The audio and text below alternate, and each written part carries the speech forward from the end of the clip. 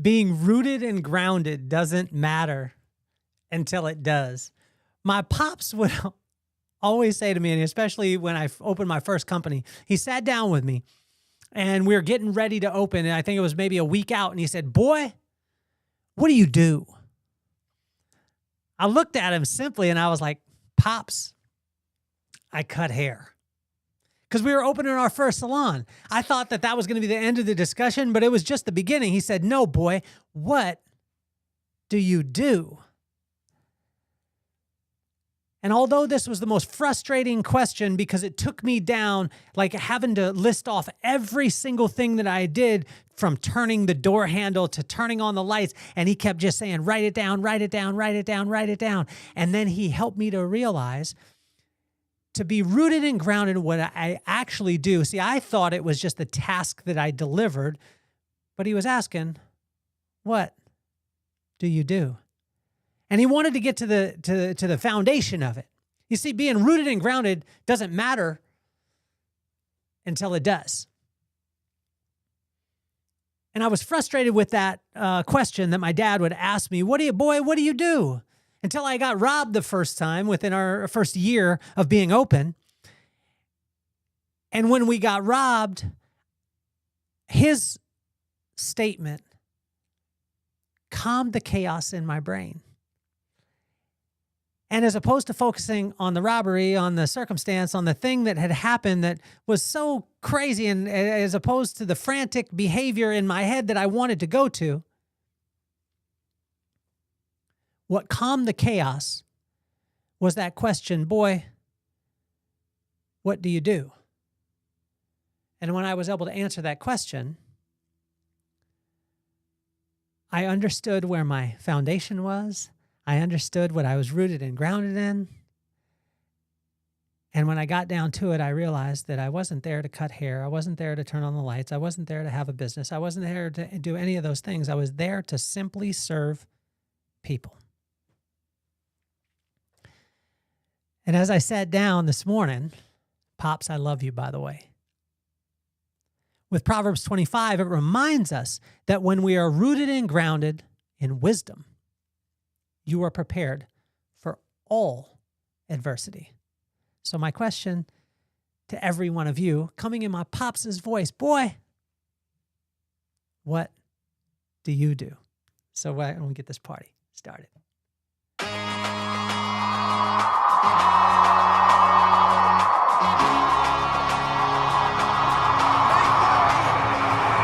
Nothing more on my mind. I got two shines, so every day I grind. Work in the morning, work in the evening. We's achieving, cause we believing. It's for certain, we put the work in. We ain't stopped just because it's hurting. Right before your eyes, so it's coming to no surprise. The takeover is televised. Over and over and over again. Make no mistake, we continue to win. Defeat never known, cause I will not lose. They wanna mimic my moves, but can't walk in my shoes.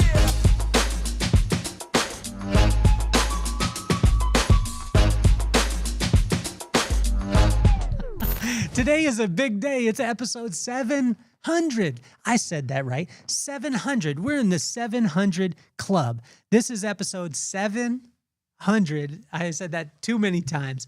But I think that it's fitting that I get a chance to be able to talk about my Pops. Boy, what do you do? And I listed off, when I heard that, I listed off just simply what I thought. Hey, I cut hair. And he took me down the line of what it took to be able to be in that spot. But then he asked me at the end of that, like, what do you do? And I couldn't answer him. And he just looked at me and he said, son, you're here to serve people.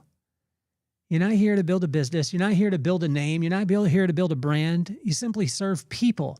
And if you still serve people and you build those people up, those people will go out and build the business. And it was just that simple. Although not easy, because I remember when we got robbed for that first time. I remember getting robbed the second time, the third, fourth, fifth. I remember, I think it was like the fourth or fifth time we got robbed in our Las Vegas location. The person smashed the window. We have them on video. They smashed the window and then checked the door, and the door was open. One of our employees left the door open. And so they smashed the window, walk in the door, and then you know what they stole? The Keurig. They didn't steal the TVs, the product, didn't take any money. They just took the Keurig. I was like, man, I would have given you as many cups of coffee as you could ever have just to not break my windows. But also what we learned in that is a break-in packet. Here's a side note for you. And this came from my pops, right? That our process and procedure, all the rules in our organizations are nothing more than a list of our screw ups. So when you have a screw up, we didn't lock the door. And then with this screw up, I can't blame it on any employee. It wasn't, because the person, robbed our place. But write these things down. And what we created, as I was talking about my pops, we created a break-in packet, which every business needs to have. That break-in packet has a list of all the TVs, all the technology, all the receipts, every single thing that you could possibly imagine in your company. If it's in your location, write it down. And then in that break-in packet, have the window guy, have the lock guy, have your insurance, your insurance guy's number, all those things. And after the first time of getting robbed, we actually created that break-in packet. And the second time we got robbed, within 30 minutes, we were back up and running. The window was fixed. The door lock was fixed. Everything was done because we had a break-in packet. And also what I found in that first one is that when I called and, the first robbery, they took our TVs and they took a bunch of technology and stuff like that. I didn't have all the serial numbers for the TVs because you never keep those things anyway. I didn't have the serial numbers. So when I got a hold of my insurance agent, they were like, well, do you have receipts? Do you have the serial numbers? Do you have all these things? No, I don't. So we created a break-in packet that had all of them and listed out every single thing of value. Right? This is what my pops took me down, and this is the reason why we were able to build the company that we did. So when we started off, we had 4 employees. They were all minimum wage employees, and we built that. It took us probably about a year and a half to 2 years to do our first $1 million in that location, which was 1,200 square foot. And then we opened our second location. That took about 2.5 years to be able to get that one going. And then our model, moving forward, we did Michigan, we did Vegas, we did Chicago, we did Carlsbad, San Diego, out in Salt Lake. We did a partnership there, management agreement, and then we did the Hard Rock, and all of them were based off of, for every 1,000 square foot, we did $1 million in revenue. It was a pretty simple one, but obviously it took a little bit of time, but we did it with no marketing, no advertisement, and we just invested in our people, right? So we grew the people and the people grew the business. And so that was, when my pops asked me, what do you do? I was like, man, this is what I do. This is what I do and all these things. Because before that, I had worked with a company, a Robert Cromian Salon, and we had built a salon in the Mandalay Bay, the first of its kind to boast 60% local business and 40% from the tourists. That had never been done in Vegas history. We did $3.2 million out of about 2,500 square foot. And then we built another one inside there. So we had 2 locations, and it was the first of its kind in Las Vegas that drew a local clientele into our businesses. So I had done that with another company. I had done that for another company, and then we did it for ours.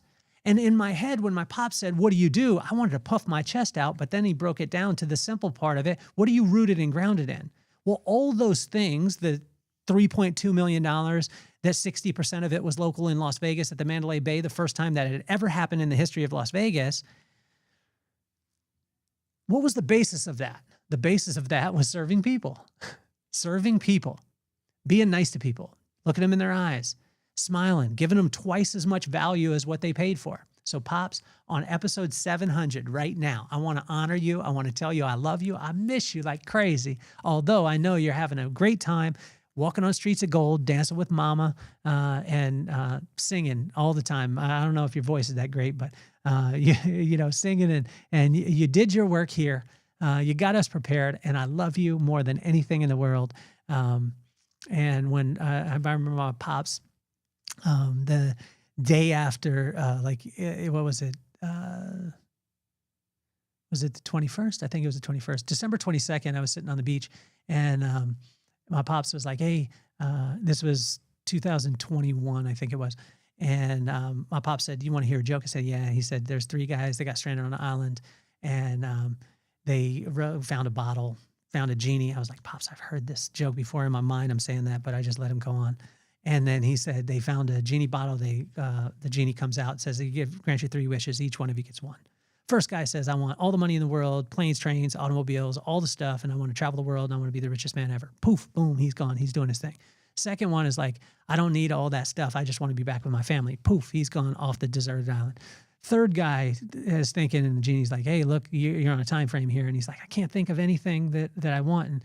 And then the genie's like, well, you need to hurry up. And the third guy, out of frustration, says, I sure miss my friends. Poof, they're both back on the island. And my pops was like, he starts laughing in his thing, and he's like, whatever. And I had heard this joke a million times, but I hadn't heard it this way. So he said it, and he said the punchline, and then he turned to me and he's like, don't be that guy. Don't be that guy wishing people back to where you are as opposed to letting them go to where they need to go. And I was like, man, that was crazy, right? And the reason why it meant so much is because that was December 22nd, but on December 21st, he had just graduated to heaven. And I was having that conversation with him on a Tommy Bahama chair through tears on the beach, telling my pops that I wanted him to be back with me. I was yelling at him. And while he was in heaven, I was yelling, why'd you have to leave me so early? You're only 68 years old. I'm, what is that? It's 4 years ago. So I'm 45, 46 years old. I got a lot of life to live. You got grandkids. Why don't you come back? Why don't you just give me one more day? And he said, don't be that guy. He said, don't wish me back to that nasty place where you're at. I'm walking on streets of gold with your mama right now. So Pops, I love you. Episode 700. We did this, but I love you so much, man. And I want to honor you every single day of my life. So, Proverbs 25. It reminds us that when we're rooted and grounded in wisdom, which my pops would always push me with, you will be prepared for all the adversity, even leaving or losing the ones that mean the most. And I know I didn't lose you, Pop. I know where you're at. You're with me all the time. But Proverbs 25, today as I sit here, I want to honor you, Pop. To be rooted and grounded in wisdom. And being rooted and grounded, I tell you, it doesn't mean anything at all until it does. In verse 1 through 3 in Proverbs 25, you don't have to figure it all out when you are rooted and grounded in wisdom. I think my eyes are going to leak a lot during this time. I didn't realize that was going to happen. You don't have to figure it all out. You don't have to have all the answers when you're rooted and grounded in wisdom. For so many years, I thought that I had to have it all figured out. And even to this day, as a father of 2, 13 and 16, McKenna and Maddox, joys of my life, and my wife, Brooklyn. A lot of times I think I have to have it all figured out. But when we're rooted and grounded in wisdom, God's got it all taken care of. In verse 4 and 5, intense heat will expose the foundation on which you built. And see, the crazy thing is adversity is coming. Like, intense heat is coming. It's on its way. You're either coming out of it, you're going into it, or you're in it right now. I can tell you that. But those things will expose your foundation, what you're built on and what you built on. And what God is saying here, and what my pop said to me all the time, is just build your life on wisdom, which is the right use of knowledge. And that beginning of all that comes from the fear of God. And that means you just have to spend time with him. So spend time with God, boy. What is it that you do, boy? And I remember asking my pops all the time as I was growing up. I was like, Pops, what do you want to do? And he said, I want to do exactly what God has me to do at the time he has me to do it. That's it. That's my one wish. Congratulations, Pops. You did it. In verse 6 and 7.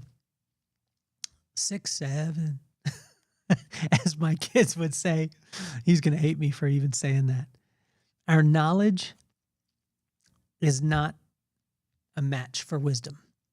Our knowledge is no match for wisdom. Wisdom is the right use of knowledge, but our knowledge, the things that we gain, the things that we think that we're so bright, the things that we think that we could rest on, is no match for the wisdom that God has, which is the right use of knowledge, and all of that comes from him.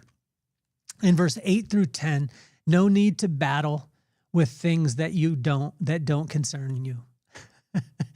This brings to mind my buddy Will. I think I've told you guys this story before, but you have to. My buddy Will is just such an incredible human being. Well, his buddy Jeffy was acting a fool. They had a place down in Newport, and he goes out and he sees a couple arguing, and Jeffy is a little guy, and he jumps in between these two, and he pushes the guy back and says, "You don't need to be yelling at your lady," or whatever it is. And the guy is huge. He rips off his shirt, looks like the Hulk, and is like, "All right, well, I'm just going to handle you then."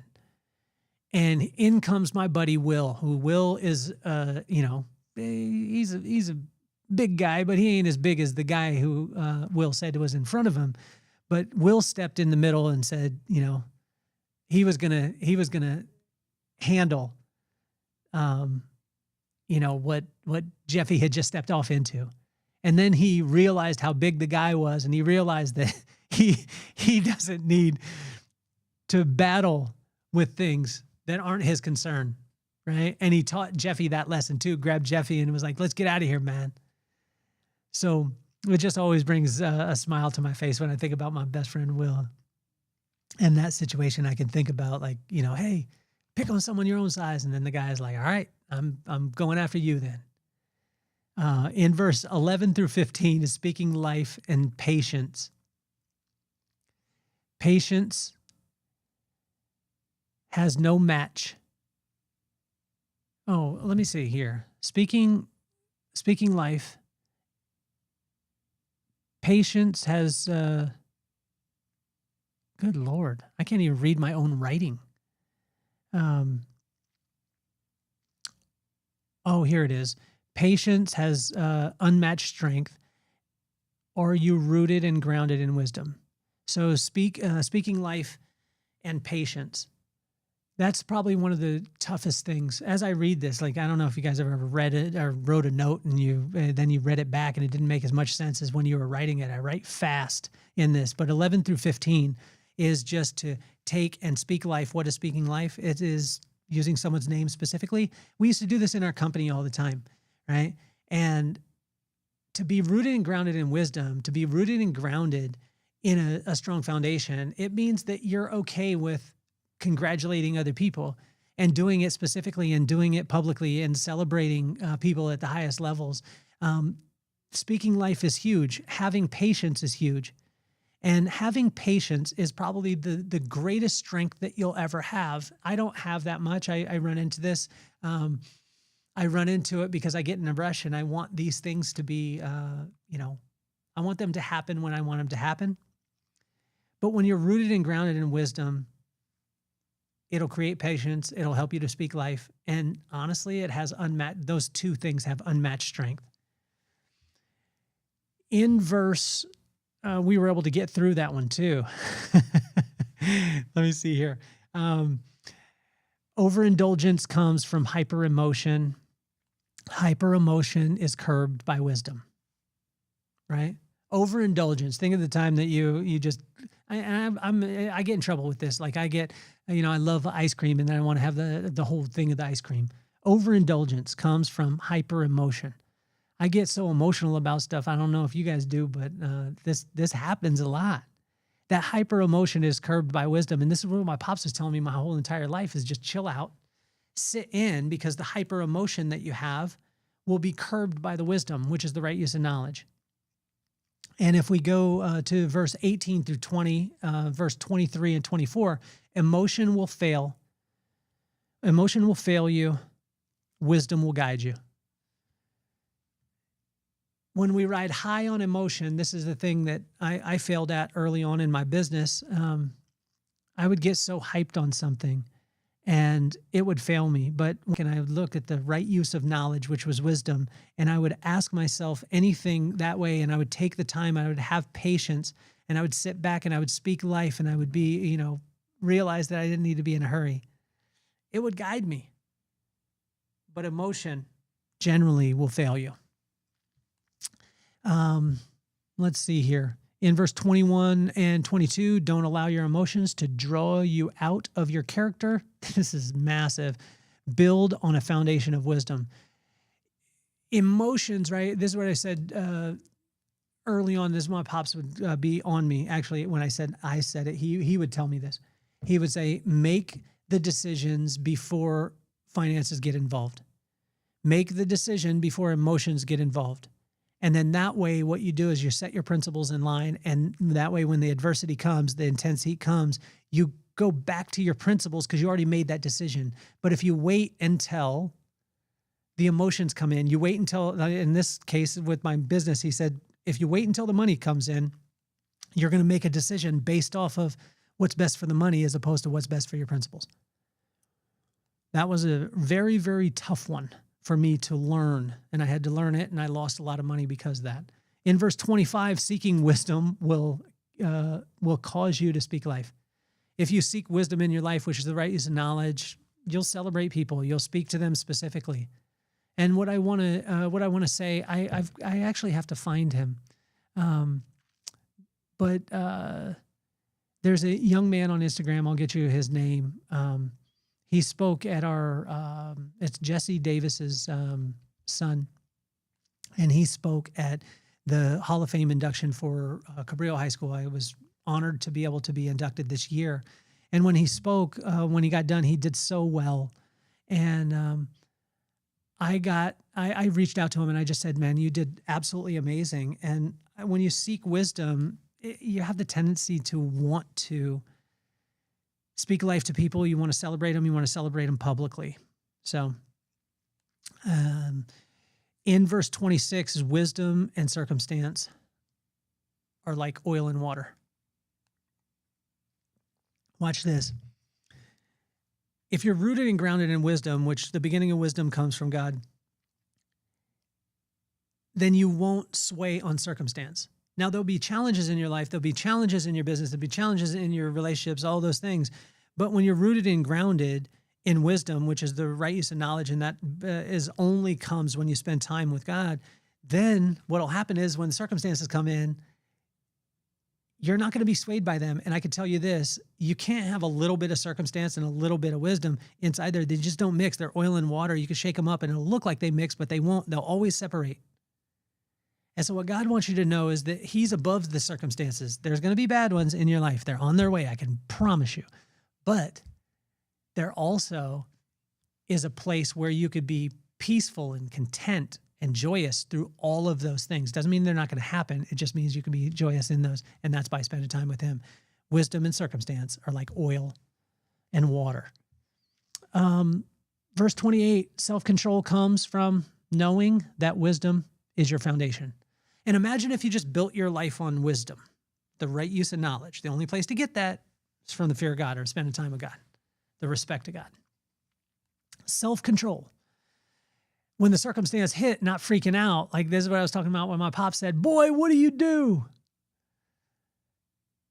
And when I got down to it, I served people. And so even if you break my window just for the Keurig, tomorrow I'm going to wake up and still serve people. Because if I serve people and I build people up, then the people will build the business. That's what my pops taught me. And that's, as I look at it, it's wisdom based. I didn't know it at the time, and it was frustrating a lot of times. But I think if we get down to the root of it, we get down to the foundation of it, being rooted and grounded in wisdom doesn't matter until it does. I was just watching a show last night with my wife. It's called, I think it's called Limitless, and it's with Chris Hemsworth. And he was going through Hemsworth, and he was going through, he's like, you know, he's Thor, he's the guy. I think my wife only watched it because he's that handsome. But as I was watching it, he was talking about death, and he was getting prepared for death, and he was scared of death and all these things.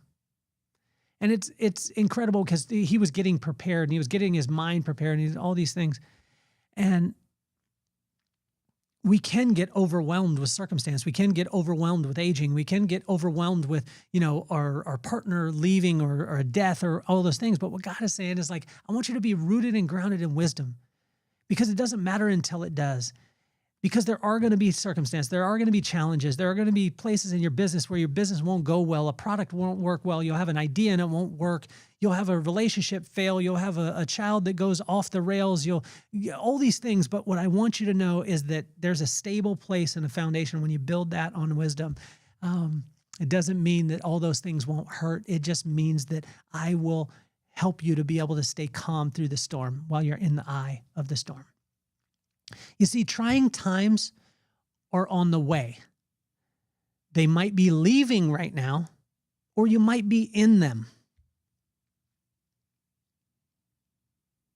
So being rooted and grounded in wisdom is highly, highly, highly recommended. This is kind of a milestone for me, so I want to thank all of you guys who have been tuning in. I want to thank all the people who don't tune in, who watch the clips like this one that you see on Instagram, on TikTok, on LinkedIn. I want to thank all of you who watch this, but don't listen to the podcast yet, because that means that there is so much growth that we have. There's so much opportunity that we have. And when you tune into Apple and Spotify and YouTube and you catch the full entire episode, I hope you share it with your friends. So on episode 700 today, Pops, I want to tell you thank you. I want to tell you thank you for constantly being on me about being rooted and grounded in wisdom. I want to thank my mama for constantly not saying it, but showing me to be rooted and grounded in wisdom. And I want to thank all my friends. I want to thank Rob for supporting me, for getting me my first Rodecaster, my first Rodecaster Pro to be able to do the podcast in the first place with the microphones. Willie giving me an envelope. You know exactly what I'm talking about. And for all of my friends and family who have supported over the years. I remember my daughter told me, when you get your first 10,000 downloads, I'll bake you a cake. We've got a few more than 10,000 downloads, but we got a lot more to go. I want to thank you so much again for tuning in. Share it with a friend. My name is Kelly Cardenas, and I'm officially off the hot seat. Peace, love, and salt.